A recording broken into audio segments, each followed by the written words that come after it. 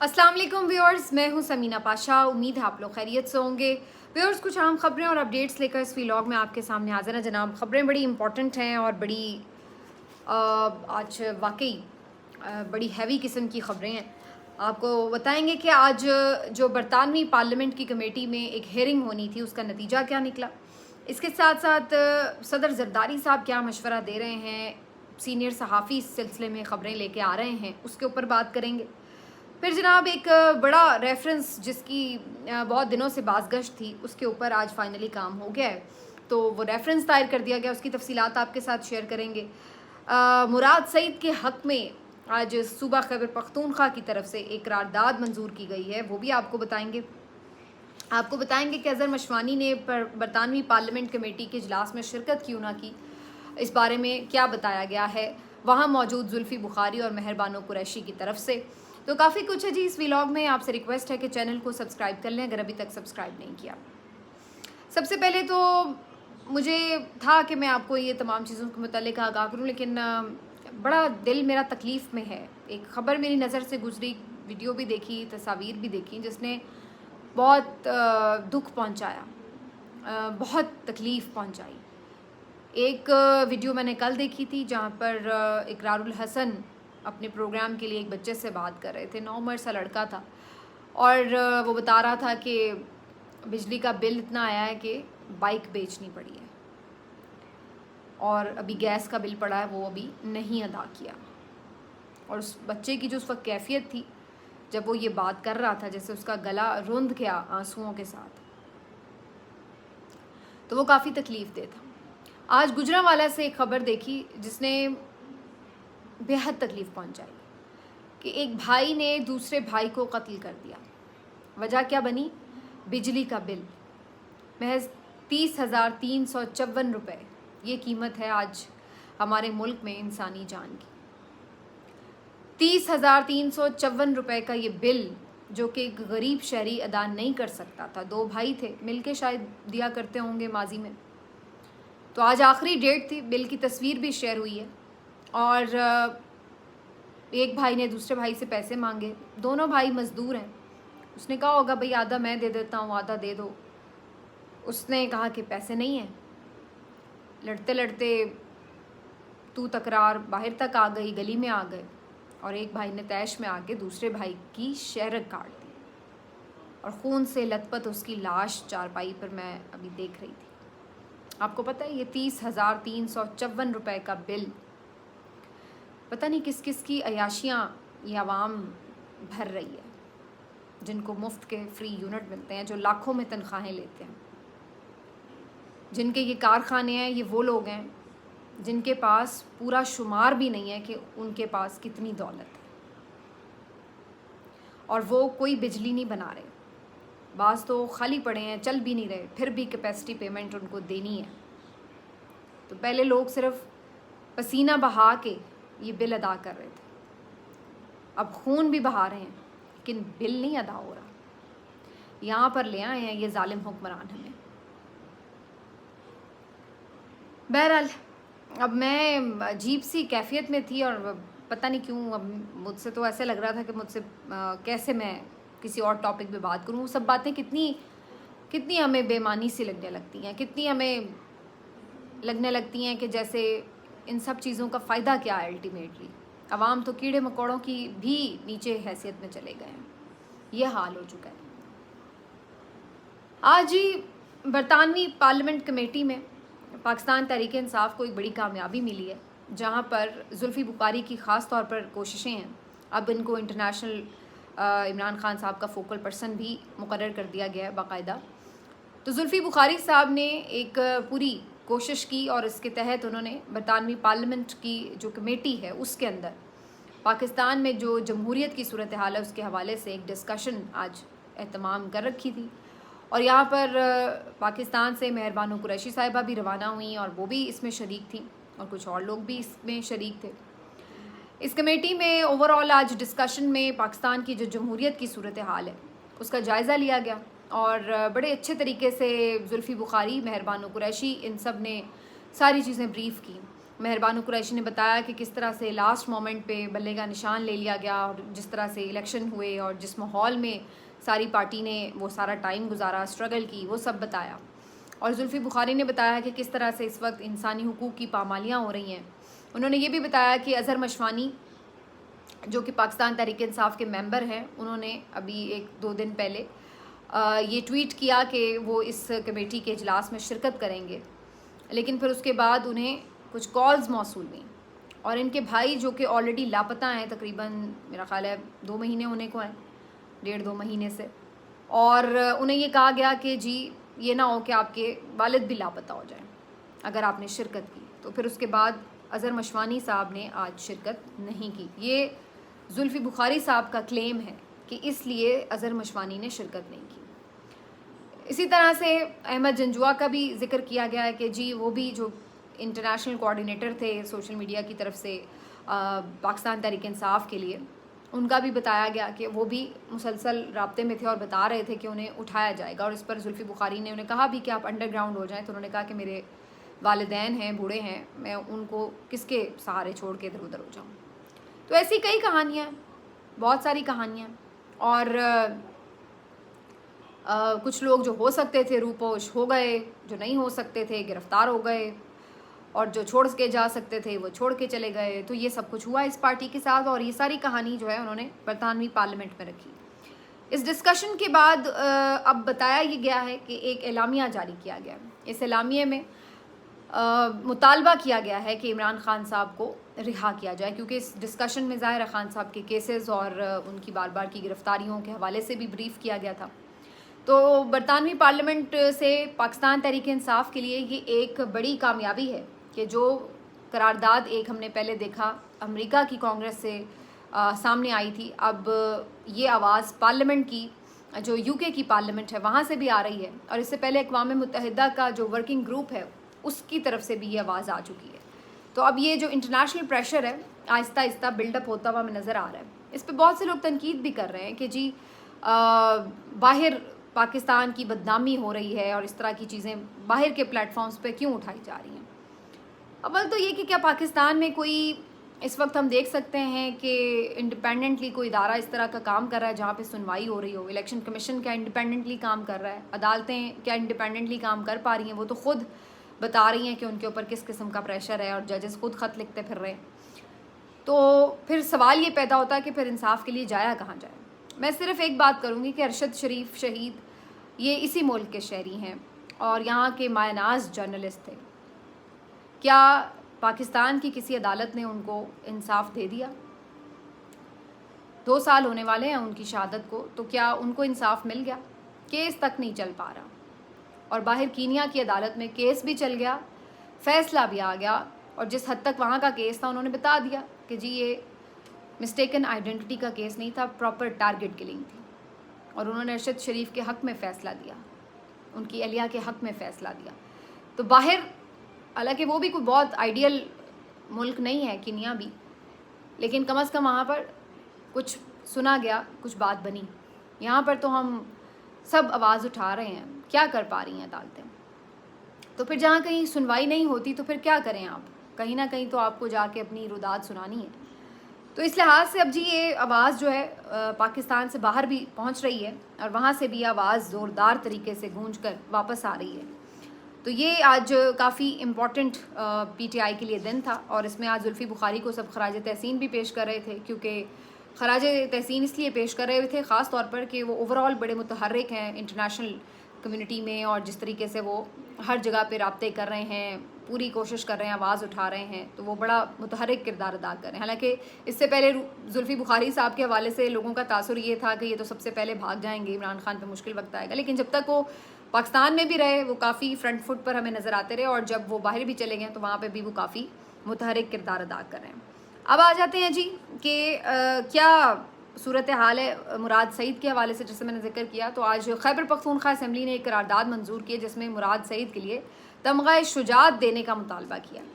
तो मुराद सईद काफ़ी अरसे से रूपोश हैं, आपको मालूम है, और PTI में मेरा ख्याल इमरान खान के बाद सबसे ज़्यादा चाहे जाने वाले लीडर हैं।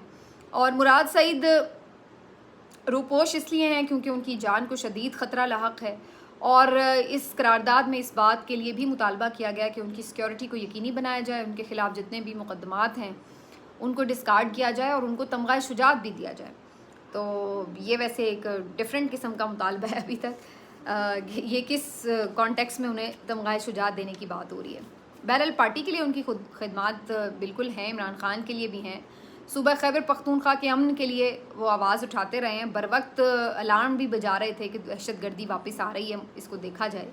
लेकिन बहरहाल अभी तक तो वो अब सामने आएंगे तो देखेंगे कि क्या इस पर होता है। अब आ जाते हैं जी कि पॉलिटिक्स में क्या कुछ हो रहा है, आपको ये बता दें। एक तो जी आज एक ख़बर जो काफ़ी दिनों से गूंज रही थी कि रेफरेंस आएगा, तो उसके ऊपर जी आज आमिर फ़ारूक साहब chief justice Islamabad high court के अगेंस्ट इमरान खान की तरफ से रेफरेंस जो है वो फ़ाइल कर दिया गया है सुप्रीम जुडिशल काउंसिल में।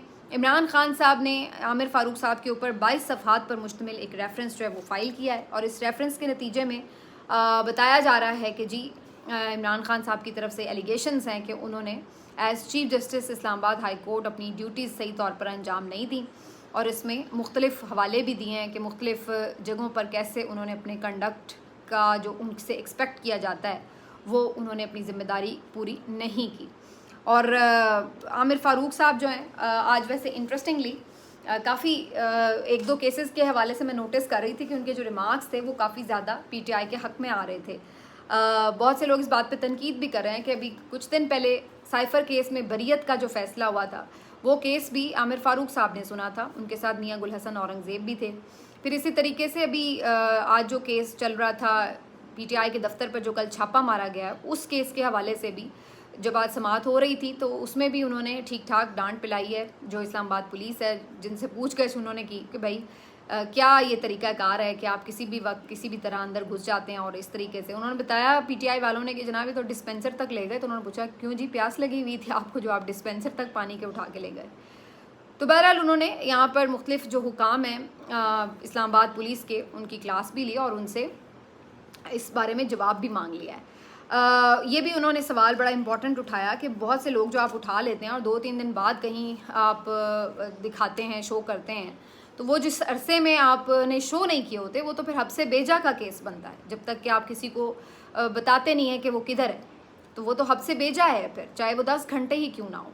अब आप मेरी अदालत में मौजूद हैं, अगर मैं बंद कर दूँ, आपको बाहर ना निकलने दूँ, तो ये तो हद से बेजा है। तो बड़े इंपॉर्टेंट आज रिमार्क्स दे रहे थे आमिर फ़ारूक साहब। तो ये काफ़ी दिलचस्प अमर है कि एक तरफ उनके ख़िलाफ़ रेफरेंस फाइल हो रहा था, दूसरी तरफ उनके रिमार्क्स बड़े प्रो पीटीआई आ रहे थे। और आज मेट्रोपॉलिटन कॉरपोरेशन की तरफ से जी पीटीआई के दफ्तर को सील कर दिया गया है और अजीब व गरीब मज़हका ख़ेज़ वजूहात की बिना पर किया गया है कि जी यहाँ पे जो बिल्डिंग है वो सही नहीं बनी हुई, यहाँ पे कोई धुएं का अखराज करने का रास्ता नहीं है, कोई आग लगने की सूरत में पानी दस्तयाब नहीं है और पता नहीं किस किस्म के इस तरह के छोटे मोटे मामलात बनाकर तो सील कर दिया गया। तो अब ये फिर वही एक अजीबोगरीब मज़हका ख़ेज़ सी भोंडी सी कोशिश है। कितने दफातर हैं ऐसे जो कि आप इन बुनियादों के ऊपर बंद करते हैं। तो ये तो बड़ा इंटरेस्टिंग है कि इस तरह की चीज़। बस इस पर उमर अयूब साहब का जवाब बड़ा अच्छा था वैसे कि मेट्रोपॉलिटन का जो अपना दफ्तर है वहाँ पे तो चूहे फिर रहे हैं, तो सबसे पहले तो इनका अपना दफ्तर बंद होना चाहिए। तो बहरहाल ये सूरत हाल रही अगर हम कोर्ट्स के हवाले से बात कर रहे हैं।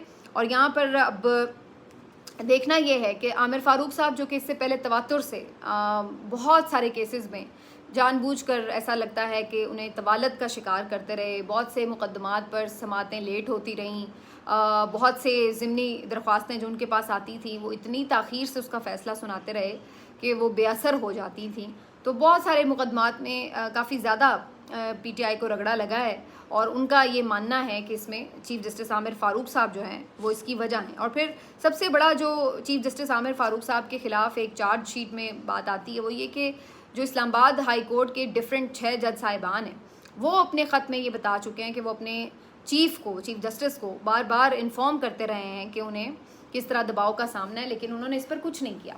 और फिर जो टेरियन वाइट केस था उसमें तो फिर कमाल ही हो गया कि जहाँ पर चीफ़ जस्टिस साहब को नज़र आया कि 2 जज साहब अपनी राय कुछ और बना चुके हैं तो चीफ़ जस्टिस साहब फ़ैसला ही नहीं सुनाने दे रहे थे।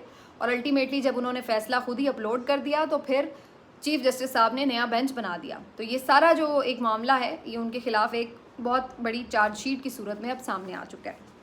अब आ जाते हैं जी इस बात के ऊपर कि क्या पॉलिटिकल सिनेरियो में कुछ हो रहा है। तो पहले तो जी आपको ये बताएं कि आज ये भी खबर बड़ी गर्म है कि जरदारी साहब ने ये मशवरा दिया है कि जनाब पाबंदी लगाएंगे तो बात कोर्ट में जाएगी, कोर्ट फिर शायद पाबंदी ना लगाए। तो इन सब चीज़ों के बजाय इस तरफ मामला लेके जाएं कि इमरान खान का जो ट्रायल है वो मिलिट्री कोर्ट्स में हो और उन्हें वहाँ पे फिर आप लंबी सज़ा दे दें, जेल में रख सकते हैं। अदरवाइज़ अगर ये मामला इन अदालतों में गया तो फिर वहाँ से उन्हें रिलीफ मिलेगा। तो सदर जरदारी साहब आज इस किस्म के जो मशवरे हैं वो सुना है कि उन्होंने दिए हैं कुछ, और शायद इसके ऊपर कुछ तवज्जो भी की जा रही हो।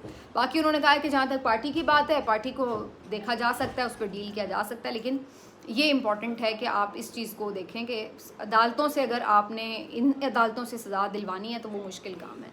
तो अब ये बात मेरा ख्याल है कि मौजूदा सेटअप को नज़र आ रही है कि इमरान खान साहब के हवाले से या PTI के हवाले से अदालतें दबाव का शिकार नहीं हो रही हैं और इस वजह से शायद इनके ख़िलाफ़ उस तरह इन अदालतों से कोई मदद हासिल ना हो सके। देखते हैं इसके ऊपर क्या आगे बात बनती है। लेकिन लास्ट में सिर्फ मैं मखसूस नशिस्तों की थोड़ी सी बात कर लूँ, क्योंकि इसके ऊपर मैंने आपको पिछली वीडियो में भी कहा था बात करेंगे। नाम तो काफ़ी सारे आए हैं, मैं खुद भी बहुत सारे लोगों को नहीं जानती, इसलिए मैं उस पर क्या कमेंट करूँ।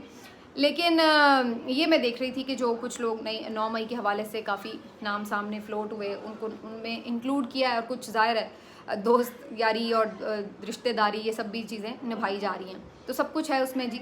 उस पर PTI के अपने लोग तनकीद भी करते फिर रहे हैं कि जी ये कैसी लिस्टें हैं वगैरह, हो सकता है कुछ रद्द बदल भी हो जाए। लेकिन जो मेरा पॉइंट है मखसूस नशिस्तों के हवाले से, मुझे ये पता चला कि मेहरबानो कुरैशी साहिबा या ईमान ताहिर सादिक साहिबा या डॉक्टर यास्मीन राशिद साहिबा, ये वो ख़वातीन हैं, रेहाना डार साहिबा, जो कि अपनी जनरल नशिस्तें जीत चुकी हैं फॉर्म 45 के मुताबिक, लेकिन इनको 47 पे हरवा दिया गया जानबूझकर।